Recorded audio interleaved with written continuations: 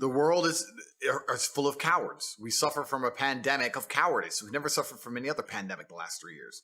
People are absolutely and utterly cowards, and they do to me what they did to me to scare people.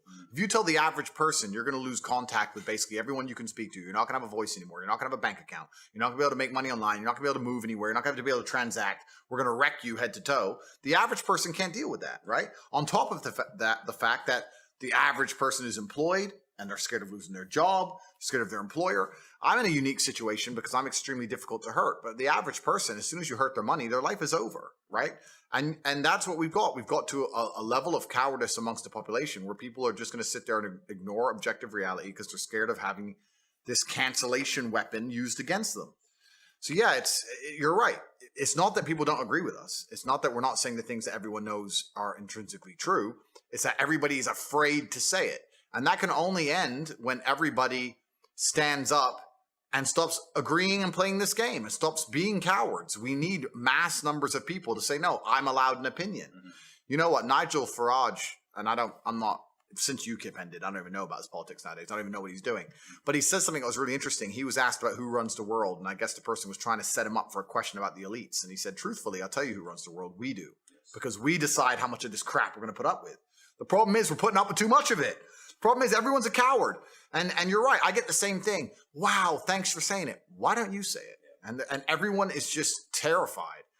And it really is truly crazy because fear has always been the control mechanism of man. The worst things that have ever happened in any society or any civilization since the dawn of fucking records has been done under the name of fear. Get the population afraid.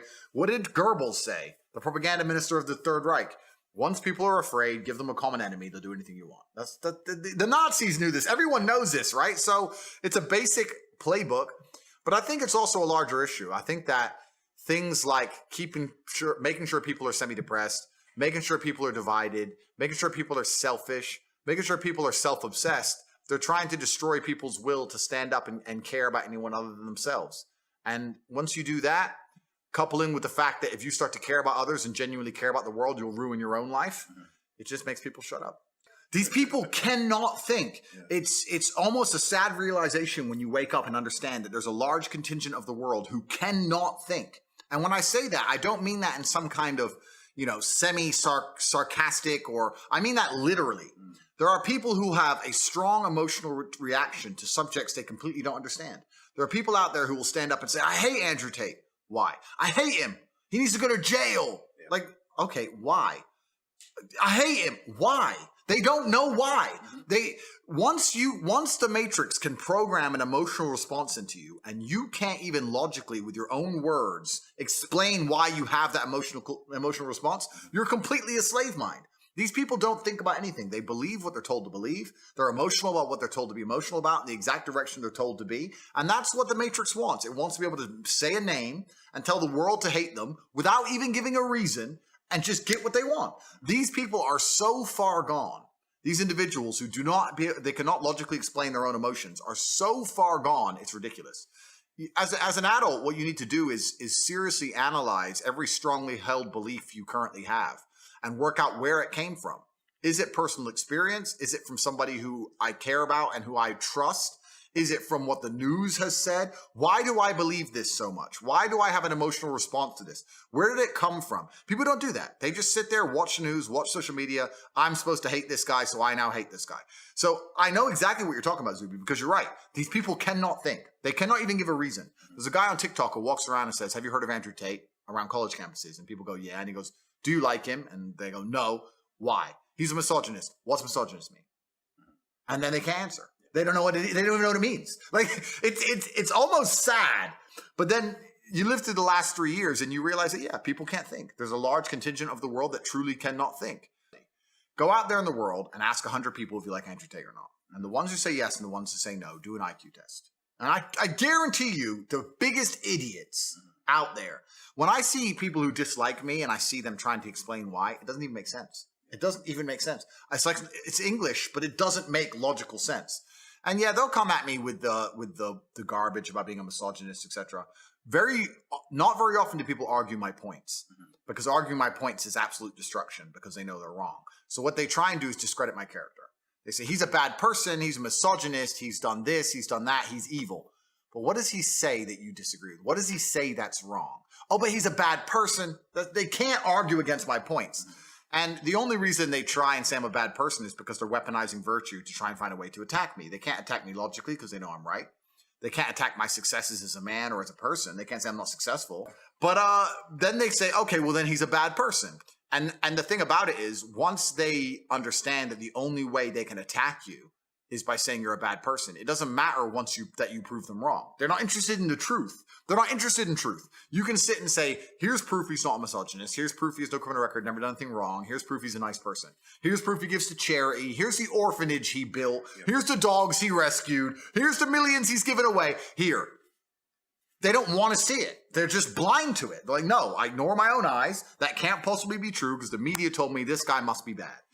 And they're slave-minded. And what's actually scary is that these people genuinely believe that they're the good people of Earth. And it's always completely the opposite.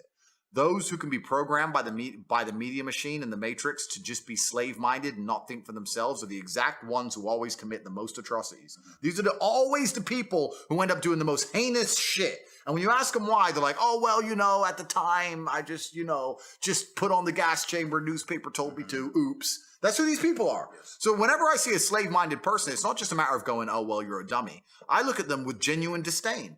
I look at you and think you're actually a bad person. You're genuinely evil. You cannot think for yourself.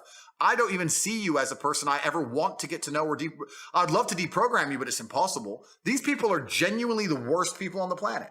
And it's kind of convenient that all the people who dislike me are the worst people on the planet. So it's fine. I don't have to talk to them anyway. But if you read any history book, read any of it, all the most heinous shit committed by humanity were people who just couldn't think for them fucking selves.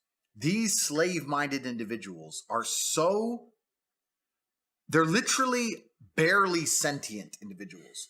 If I was the kind of person, if I was walking around with a mask on and screaming at my fellow man in supermarkets, and I've now realized that I was wrong because COVID is still here, and I'm not wearing a mask anymore, neither is anyone else, I would feel deep shame. I would be apologetic. I would literally be saying to the world, I can't believe they fooled me like that. I don't know who you were, who I was yelling at in the supermarket. You were smarter than me. I made a mistake. I'm sorry. They fooled me. They tricked me. These people don't even feel shame. They don't even feel sorry. They don't even sit and go, wow, they made a fool out of me. It doesn't even cross their minds. They're on to the next thing now. Slava Ukraine. Next thing. They don't give a shit. And it's just truly amazing that they can destroy someone's life for 3 years and then recruit these people to go out there and push the agenda for them. And all the people who were tools of an agenda, now the agenda is over, are not sentient enough to sit and go, wow, they fooled me. I need to think more carefully next time they try and fool me. No. They just continue with the programming. These people are completely and utterly slave-minded, genuinely slaves. They live inside of a system, and the system they're going to purport and fight to defend is going to destroy them. They're not fighting for a system which is going to give them anything other than absolute slavery and tyranny. It's truly incredible to watch in real time this kind of crap happening. But these people are beyond saving, and obviously people like you and I stand up. But even though we're trying to help them, once they come for us with the cancellation mob, these people cheer. It's to a degree you'd like to think it's demoralizing. You'd say, well, why am I trying to save people from themselves if they're truly this stupid? But the odd ones that you can speak to and the minds you can free kind of make it worth it. But yeah, there are so many people out there that literally have never analyzed their own life and decisions. I say this to everybody at home.